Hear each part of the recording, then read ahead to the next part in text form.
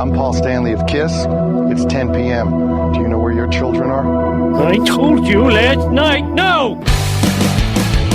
You're listening to your source for pro wrestling talk. For those that are unaware, my name is Fuego del Sol. Yeah, I actually used to wrestle for Ring of Honor before I signed with WWE. You know, that name that you just named, I've never had a one-on-one match here in Impact Wrestling Games for Swan. This is Third League. World Women's Champion for NWA. I'm the first ever Mexican-born wrestler to hold this title. This is the first time someone's introduced me as the Monster Hunter outside of a wrestling show. His psychology was completely different, and it was more lucha style and Japanese style, so I got two completely different kinds of training. This is Wrestling Radio. Well, all right. Well, thank you for joining us here. Another edition of Third League Radio. Glad to be here with you as we are going to jump right into it here today. MyAEW recently launched. I have been really fond of it. I have liked it. We've got it on our Roku there. But one of the things I've liked is they are a home for independent promotions. 1FW, that's the QT Marshall's promotion. They're on there, and they've recently signed a new promotion called Produce Wrestling. It's owned by a company, Orange Crush. Let's see, Orange Crush is owned by Adam Abdallah, and he describes it as, let me see if I can't get this right. Entertainment is like film, television, music, wrestling. The first show is going to be coming up June 29th, and it's going to be, this is the wording they use. I kind of like this wording, but then again, it's a little pretentious. The first show will be curated by Jonathan Gresham, including matches Zack Sabre Jr. versus Darian Bingston. Gresham's also going to wrestle Fuminori Abe in the main event. See, Mance Warner's going to be on the show. Rich Swann, Effie, Deanna Purrazzo, Adam Priest, Tommy Billington, Amazing Red. It's going to be $15 for each pay-per-view. They've got 6 lined up. They've already got got 6 lined up, I should say. And it's going to feature a live performance. This is the mixture of it.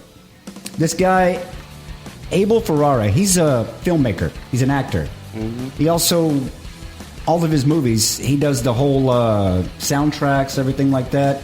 It's kind of this, I don't want to say improvised, but almost. It's like this improvised, low-key kind of thing. Well, he's going to be performing with the band and everything, doing songs from his films. A mixture with all this. But I don't know. What do you think about that? $15 a show or $50 for a season pass? Who's funding it? They got Orange Crush, owned by Adam Abdallah. I don't know who that is.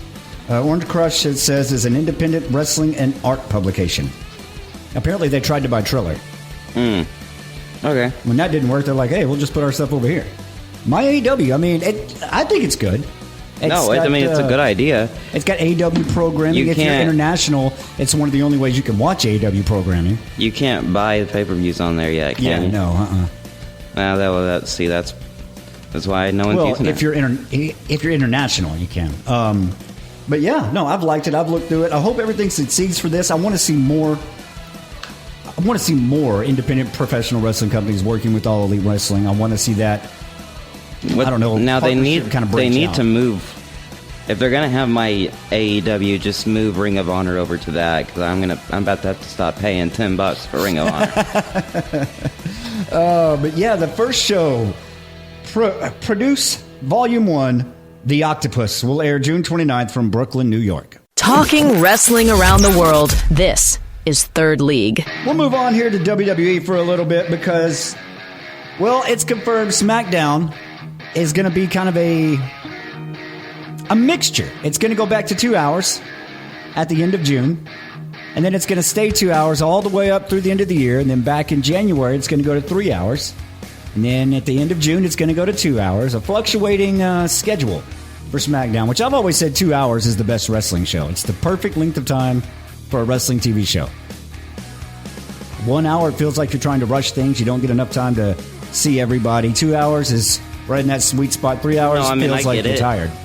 I get it, because you're putting the 3-hour shows at the time of the year. People are more likely to sit down and watch a 3-hour show. Right now, you're in the summer. People aren't going to watch a 2-hour or a 3-hour show on a Friday night. That was one of the death knells for me for WCW, was moving Nitro to 3 hours. It was just too much. I couldn't. It was just So every time I see a 3-hour show, I'm just like, Well, yeah, I hardly ever watched the last hour of Raw. Here's the thing. When AEW's 3 hours, I record the third hour. And you know what? Move on to something else. A lot of it is economic based, because back then you could watch anything. You could go out, you could rent a movie, you could do all this stuff. I mean, nowadays you can watch anything, but people are more...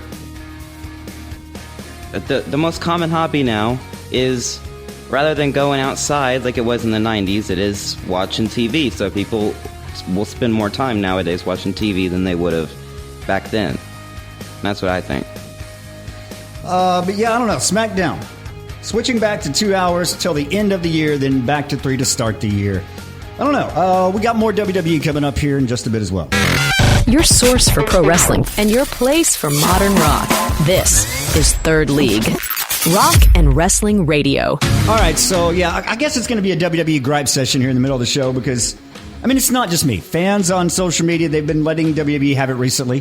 Whether it's WrestleMania moving to Saudi Arabia or ticket prices, creative direction, match quality, they've been hearing it. They like AAA more than the main roster shows. Well, this is something I've been saying for a while. You can say all you want to. They don't care. They're not listening to you. Nick Khan actually really just said that. He had an interview with Sports Business Journal. He was adamant that the company doesn't take fan complaints seriously. This is a quote. Well, look, I've never read X or Twitter as it relates to our business, and I've certainly never read it regarding me.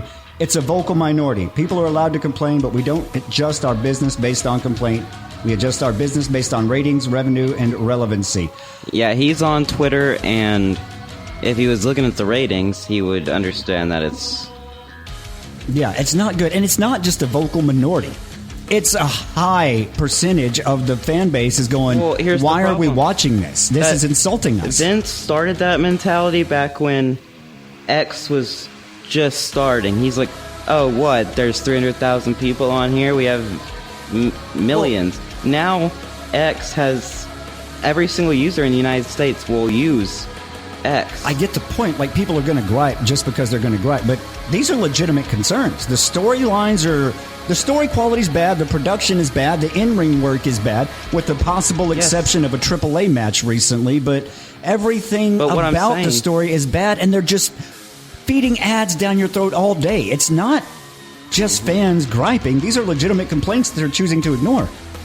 Yeah, well, the thing is, today, that's where all the criticism is going to be. That's where people are going to go to say their ideas or frustrations. So saying it's a minority, no, it's every single fan, because that's where else do you talk?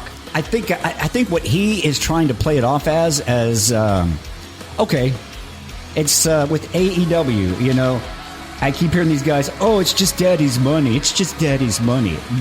That's what he's trying to play it off as, that just idiotic group of fanboys.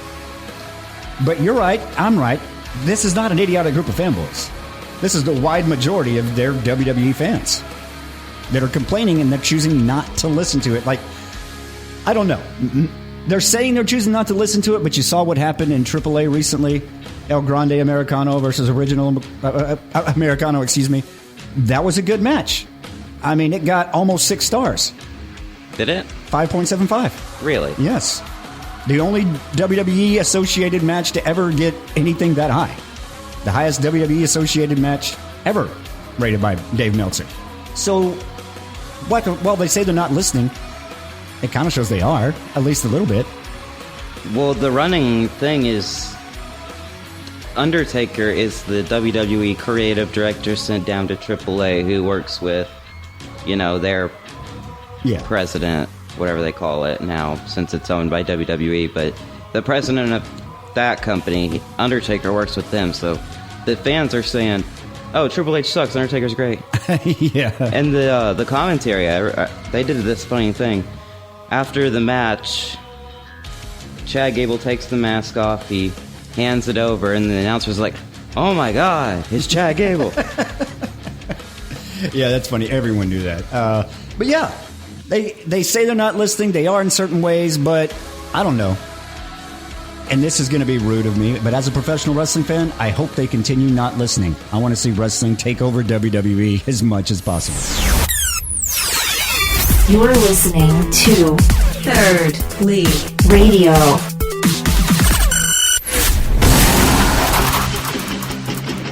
Well, we're going to switch here to AEW. There is...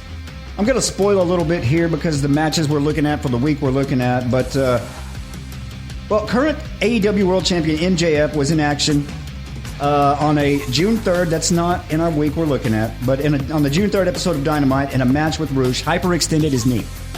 He's having to cancel matches, independent appearances. He canceled what he said was going to be his last independent appearance for a long time for Beyond Wrestling. This is leading to a lot of people to speculate maybe the injury is more severe. Brian Alvarez says the injury is legit, but AEW's hoping it's not serious. How does this look?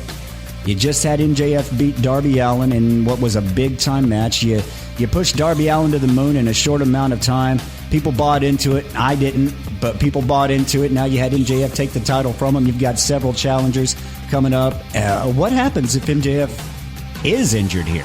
How do you switch? How do you pivot? Is it a Mox angle again? Do you come back to Mox? Do you go to Takeshita? Do you go to the Don Callis family? What happens if MJF is legitimately or is injured to the point where he cannot come back, or where he has to have surgery, where it is a serious injury? It is a legit injury, but we don't know the serious nature of it yet. They'd probably make a tournament, and they'd probably find some story to ravel into it. Now, that's what I'm saying, but where do you go? Who do you put it on? If you have to take the belt off MJF now, do you put it back on Darby? Do you put it on Ciampa? For some reason, got a list going against Chris Jericho, the 1,004 reasons he hates Chris Jericho. Yeah. Do you put it on Takeshita, Okada? Do you go a different way? Do you go Ospreay again? I mean, Ospreay's or do you never go had the world title? Or do you go? Oh my gosh, can't think of his name right on the tip of my tongue. War Dogs guy, Finlay.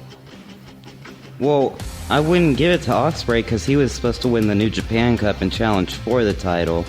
I'm thinking something maybe more like Paige, Omega, or Joe, something, maybe Moxley, something like that. You know what? This would be, I just thought of this because you mentioned Ospreay challenging for the top.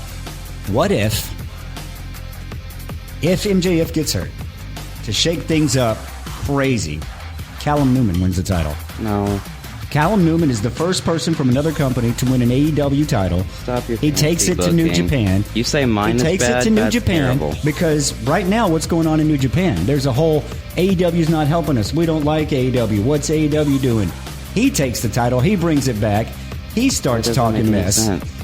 There is a war going on that the companies are making between themselves. You just saw Tekla again. I'm saying, but you just saw Tekla go nuts on Stardom and just basically declare war on Stardom, saying she's going to wipe it to the ground. You've got people from New Japan talking mess about AEW. There is a whole multi-company story brewing. So you would like to spend your nights seeing people say, "Oh, AEW just ruined themselves. They gave their world title to a 22-year-old, and now it's never going to be on their TV. Look at that." It's going to be on their TV because it's going to lead to the story. Don't you get that? Callum is not flying back and forth. He's going to. Will Ospreay does. He did. I mean, this is Takeshita does.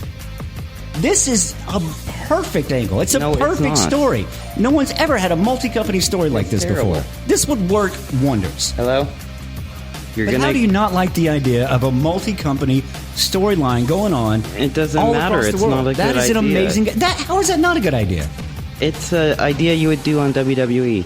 No. 2K20. No, that would be a story. This is a actually true partnership between 3-4 companies working together. That would be amazing. If anything, you would be giving your world title to Shingo or something. Give it to someone who has actual name value. But what happened? Have you not seen the story with Callum Newman and Will Ospreay? Yes, I have. Okay, how does that not create perfectly where Will Ospreay is the guy who has to beat his protege for the title to bring it back to AEW? The 300,000 people who watch New Japan would love that, but every other person in the United States would leave AEW because they don't understand. You would get 100,000 people watching weekly. That's what you want. I'm telling you, you are underestimating the American audience right now. They are tired of seeing WWE. We talked about this earlier in the show. They're looking for something better. Oh, I mean, have you seen the tweets over Double or Nothing? Have you seen the reviews over Double or Nothing over the new viewers? I mean, there are reaction videos on Double or Nothing from YouTube from new people who haven't watched AEW before or who haven't watched it in a while. Because they like MJF. They like seeing the world title. Right. And now you're what saying... What I'm saying is all these people are watching folks they either don't know or haven't seen forever, and they are blown away by them. You're saying they're not going to do that for Callum Newman? Exactly. No. Callum Newman and Will Ospreay is a generational story. It is student versus teacher. I mean, you don't get any more classic than that. No one knows that. You tell them that. Oh, my God. Dude, you're just trying to say nuh-uh to say nuh-uh. Yeah, because Callum Newman is better than MJF. He's a better wrestler than Omega. He's a better wrestler than Takeshita. He's a good wrestler. People are going to like it. He's not better than them, but he's a good wrestler, and he can draw people's attention. No, he can't. If I said this idea, you would have been like, oh, you're stupid. No, because I'm actually watching what's going on. I'm like, oh, that plays into it perfectly. This Week in History. Well, it's time for This Week in History. The week we're covering May 25th through the 31st. And we're going to start on May 25th in 1994. Where a 16-year-old would make his WWE debut in a losing effort to the 1-2-3 Kid. Any idea who that was? Yes, we all know. Oh, no one can hear you. You're not on the microphone. You're not on the microphone. Everyone knows who that is. I'm talking about the 16-year-old kid who made his debut on the day against 1-2-3 Kid. Oh, I don't know. Jeff Hardy. May 29th of 1995 in Memphis. Got to highlight this one. Brian Lawler would defeat Doug Gilbert to win the USWA Southern Heavyweight title for the 17th time. May 26th, 1987. You didn't break kayfabe back then. Bad guys are bad guys, good guys were good guys. Well, this is one of the biggest incidents of breaking kayfabe. Iron Sheik and Hacksaw Jim Duggan were arrested while driving to New Jersey for suspected possession of drugs and driving while drinking. The kicker was that these two were feuding at the time. The news made national headlines across USA. The heel-face dynamic shattered. Both men got fired. Of course, they got brought back into the company about a year or so later. But yeah, May 26, 1987. And the big one, May 27th, 1996. WCW's first ever 2-hour Monday Nitro. All the episodes earlier were an hour long. But during the first 2-hour Monday Nitro, one of the most impactful debuts in, television history, I guess, took place. In the middle of a match between the Mauler and Steve Dahl, someone just casually hopped over the railing, cut a promo in the ring, said to the crowd, "You know who I am, but you don't know why I'm here." That person was Scott Hall. He had, until a few weeks earlier, been employed by WWF as Razor Ramon. And basically, him and Nash would come in. They wouldn't say their names for a long time. They actually finally had to use their real names because you had to call them something, you know. But they were just like, oh, you know who they are. You know who they are. WWF at the time threatened to sue. But that would lead to the creation of the NWO. Scott Hall's debut, May 27th, 1996. Match of the Week. All right, Match of the Week. No, wait. Sorry. Yeah? We didn't even get into talking about shows. So? Okay. Match of the Week for, I don't know, man. You know, because, I mean... There's one I got to save for next week because it didn't fall in our... Which one? Grande Americano. I was just going to do that one. We can't. It didn't fall in the week. What's the week? May 25th through the 31st. But May 25th through the 31st, honorable mention. We'll get that one because the honorable mention, that was a little bit odd for me. It's a tough one to pick because I liked a few of them. But it's going to have to be the AEW International title match from the Saturday night edition of Collision. Konosuke Takeshita would defeat Daniel Garcia, 14 minutes, 27 seconds in that one. But yeah, there was two collisions. Mine's coming from the Saturday edition. I would have picked Davis versus Perry. Main event at Dynamite 27th. So that's going to be your honorable mention? Yeah. All right. So for me, let's see. Match of the week. That one is, again, another tough one. There was a few good matches. The Americano match was on the 30th. What are you talking about? Was it? Yeah. May 30th, 2026. Okay. Well, all right. Well, I'll give that one match of the week then. I think there was a pay-per-view, and then I think they played it on TV, too. Oh, no, it was on YouTube. There will hardly ever, I shouldn't say never, there will hardly ever be a WWE-related match of the week, but I'll go ahead and give it to that one. I've given it a few times, but yeah, I mean, that's the only time AAA will ever get it, and I mean, the whole story was a mistake. It was supposed to end a year ago, so props to them. But yeah, and props to Ludwig Kaiser for speaking Spanish. Getting the Spanish host, like dating her in real life, they moved that into the story. Well, most Europeans can speak 2 or 3 languages just because it's necessary. So I don't know if he had to learn language for there or if he already knew. Oh, he already knew Spanish, yeah. But yeah, that's my match of the week. That's our match of the week. And after it's all over, you say, "Oh, what a lovely tea party." Third League. Wrestling Radio. All right, upcoming shows. Well, we're going to talk AEW Dynamite. I want to say Collision, but we don't have an announcement for it yet. But the Summer Blockbuster is coming up. AEW Summer Blockbuster 2026, Dynamite and Collision. We do have a couple of matches announced for the Dynamite. They're Owen Hart matches. The women's tournament quarterfinal match was at Suri versus Sky Blue. That's going to be on that one. And also a men's semifinal match, Swerve Strickland versus Brody King. That one should be good as well. Yeah, that's going to be a weird match. I already can tell like how they're going to work the match. Yeah, I don't know. Unless they do something different, I'll probably end up giving it 4.5. It's probably going to be similar to Swerve versus Joe. Yeah, that one wasn't bad at all. Ospreay Joe was pretty good. But yeah, this is coming up. AEW's got the Summer Blockbuster 2026. That's going to do it for us. We'll see you next time here on Third League Radio. Thank you for listening to this edition of Third League Radio. Download the latest episodes at Apple Podcasts, Spotify, or YouTube. Catch the live radio show every weekend starting at 10 p.m. You can listen live every Friday night at mix961.net. This has been Third League Radio.